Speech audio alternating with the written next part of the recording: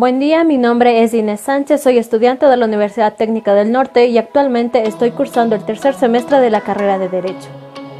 En esta ocasión voy a dar a conocer el origen y ciertos aspectos de la Escuela Histórica Alemana. Vamos a empezar por despejar ciertas dudas de lo que es la Escuela Histórica Alemana. Como antecedente, debemos saber que la Escuela Histórica Alemana también era conocida como la Escuela Histórica del Derecho. Por lo cual, a lo largo de este video voy a utilizar ambos términos para dirigirme a ella. La Escuela Histórica del Derecho es una corriente doctrinal que surge a finales del siglo XVIII en Europa y a principios del siglo XIX en Alemania. Aparece como una corriente doctrinal con una tendencia filosófica. Aquí se contempla que el derecho debería situarse en la evolución histórica de un determinado pueblo manifestado a través de sus costumbres y tradiciones. Aparece como una oposición al movimiento codificador. Pero, ¿y qué era este movimiento codificador? Era aquel que pretendía unificar y sistematizar los cuerpos normativos en códigos. Con estos antecedentes vamos a ver el origen de la escuela histórica. Primero, su surgimiento se debe a dos grandes fuerzas: la Revolución Francesa de 1789 y las conquistas de Napoleón finalizadas en 1814. La conmoción de la Revolución Francesa provocó la intensificación de los ideales nacionalistas y el derecho consuetudinario alemán frente al viejo derecho romano. En 1814, con la caída de Napoleón, se desató una gran controversia, puesto que, por un lado, Savigny sostenía que no era el momento adecuado para crear un código para Alemania, y por el otro, Thibaut apoyaba la unificación legislativa para Alemania.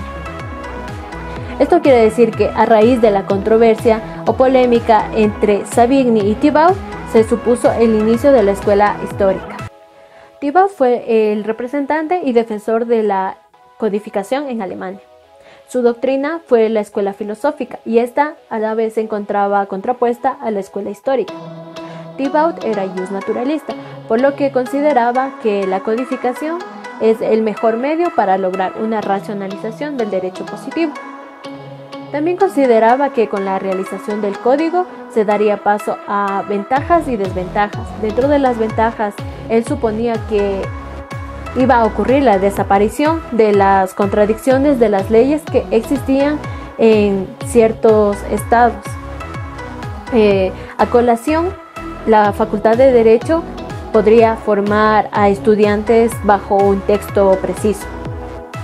Y en cuanto a las desventajas, se vería en el sentido político y en el carácter sagrado a la tradición, evitando cambios y transformaciones, lo que conlleva al estancamiento del derecho consuetudinario. Por el contrario, Savigny manifiesta que un código no puede ser común para todos los estados alemanes, debido a la diversidad histórica que existía. Savigny manifestó que el medio adecuado era una ciencia del derecho orgánica y progresiva que pueda ser común para toda la nación. De esta postura surge la Escuela Histórica del Derecho.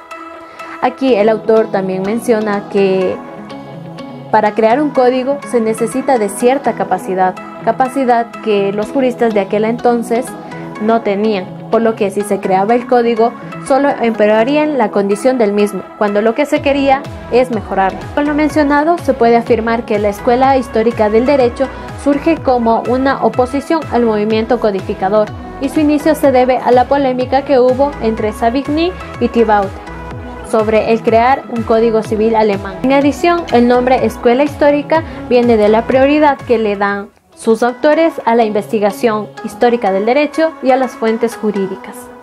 La escuela histórica tiene dos nociones fundamentales: el pueblo o nación y el espíritu popular. Este último consiste en principios que animan a un pueblo e impulsan sus creencias, costumbres y tradiciones. Como se lo mencionó anteriormente, a Savigny se lo considera como el fundador de la escuela histórica alemana, por lo que este afirmaba que el derecho es un producto de los usos y costumbres de los pueblos.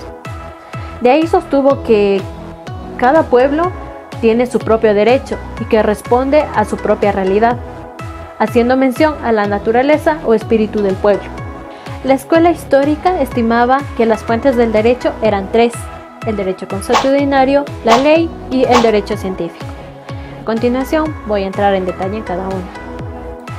El derecho consuetudinario nace directamente de la conciencia del pueblo y consiste en una directa manifestación del derecho. La ley, a su vez, esta no era entendida como elemento de producción del derecho, sino como una forma de expresión del derecho. Y por último, el derecho científico. Este, con su esquema de construcción, da lugar a la aparición de los juristas. A continuación voy a nombrar ciertas características de esta escuela. La escuela histórica alemana se caracteriza por desentrañar la historia de la nación y la promulgación de la ley jurídica. El espíritu del pueblo es el que crea el derecho y no la razón. Esta escuela también rechaza el derecho natural racionalista, por ser incomparable con la evolución de la sociedad, ya que estanca el desarrollo del derecho. La escuela histórica alemana ve en el pasado histórico de los ordenamientos jurídicos, en el espíritu popular y en la costumbre la fuente de todo derecho, y no en la ley que surge como resultado de la codificación de los actos. La escuela histórica situó la investigación al servicio de la dogmática, al punto de convertirse la historia del derecho como ciencia jurídica por excelencia. Considero importante también nombrar las etapas de formación de la escuela histórica del derecho. Esta tiene dos momentos o dos etapas.